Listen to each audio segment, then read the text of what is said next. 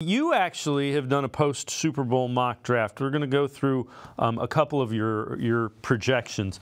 Pick 54, you project Braylon Trice, edge rusher from the University of Washington, 6'5", 274. Take us through what you like about Trice. Well, the Browns definitely have a type when it comes to defensive ends, and Trice checks every single box: the size, the athleticism. In fact, if it was he could play outside linebacker in a 3-4, but I think he's going to be best suited for at 4-3, hand in the dirt. It's a guy who really gets after it, a high motor player. He had 70 pressures last year. He has tremendous closing speed. And I think what it does is if you go get a player of that caliber, it finally puts an end to the need of the Browns field to go rent defensive ends for a year or two, veterans, guys that are longer in the tooth, because you have the emergence of Alex Wright. You have Ogbo Okoronkwo's ability as a rotational pass rusher off the edge. You go get a young stud like this to pair with Miles, and you can stop renting those 1-2 year guys and kind of lower your overall cost in the process. All right, pick 85. So that would be in the third round, and you've said the third round's where they draft wide receivers. This one you have Johnny Wilson, wide receiver for Florida State. What do you like about him? What do you see? 6'6", 237. So take us through what you see with Wilson.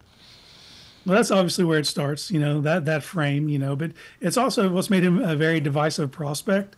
There's a lot of draft pundits that are of the mind that he's going to have to move to tight end.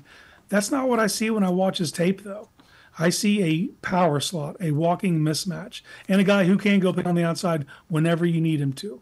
But 6'6", 237, and a lot of guys who are tall and lanky like that, they kind of condense their body when they get in traffic and are afraid to extend themselves.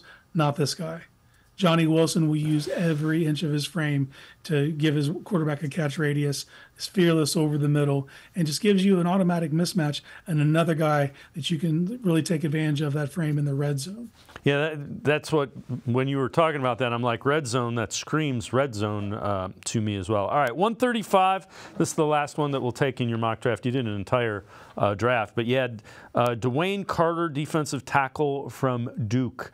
6'2", 308 pounds. What do you like about him? The thing that jumps off the screen is his motor. This kid's motor. His motor is what's going to endear him to Jim Schwartz and to the fans. This kid plays with his hair on fire. Like you said, 6'2", 308. Not an overly big defensive tackle. Stout in the run defense, though. That's where he's going to make his bread early on.